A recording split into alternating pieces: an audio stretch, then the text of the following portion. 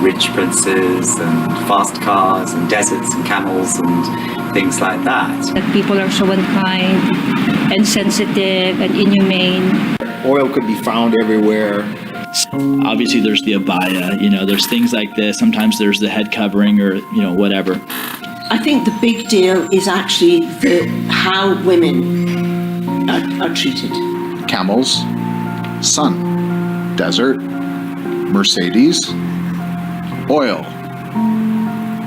thobes, but I didn't know they were called thobes. Rich Saudis basically who drive around in Mercedes and Rolls Royces. The whole issue of Al-Qaeda, and especially after 9/11. Camels, desert, dates, thobe, camping, tents, then shisha.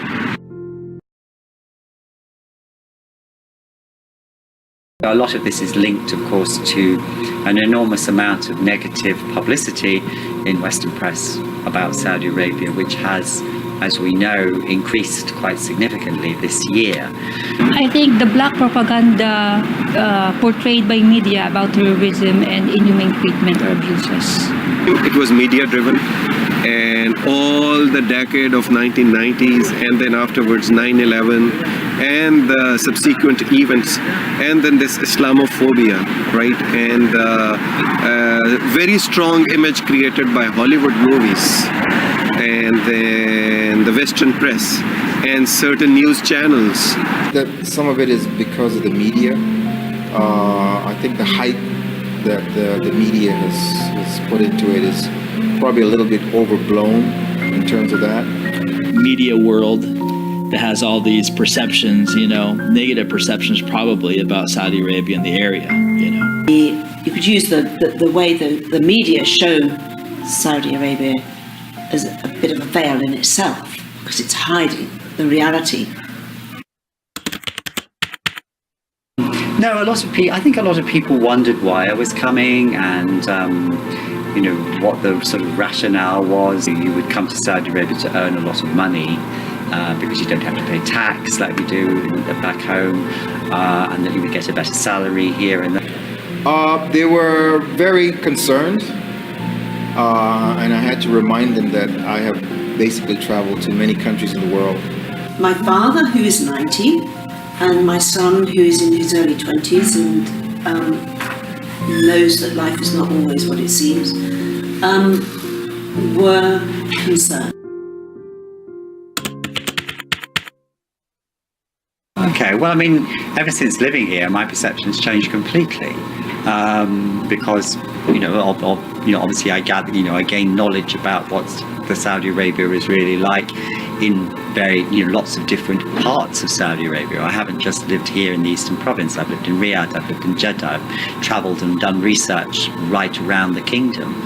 And I mean, I think there's a lot of things that I wasn't aware of before that have certainly changed my the way I see the country. And I think, for example, something that's not at all known in the West, is the fact how important humour is in Saudi Arabia. Basically, Saudi culture is very unique in some ways. I think what I love the most is that the family bonding is very intact, okay? Very kind, friendly people, and very family orientated, which is sadly not the same in the U.S.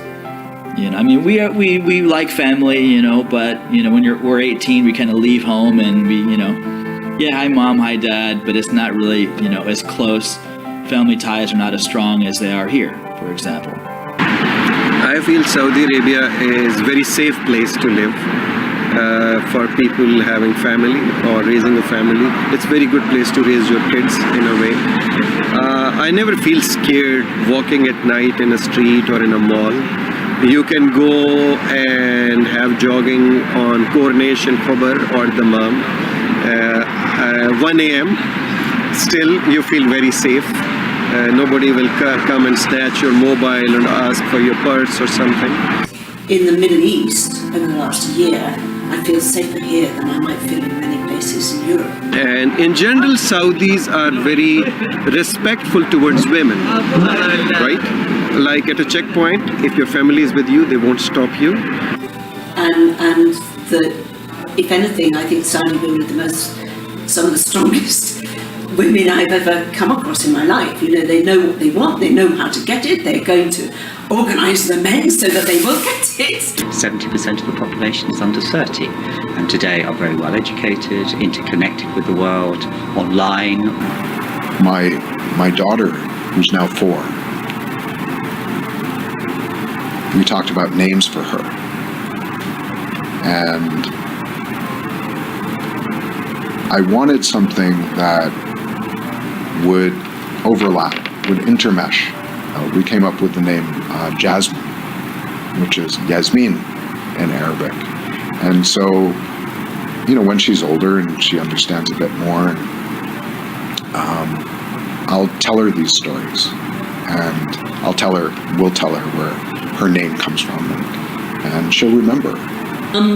But what I realised then was that there's still a very strong sense of chivalry in Saudi. Chivalry is the urge that allows men to look after women, that to make sure that they're all right.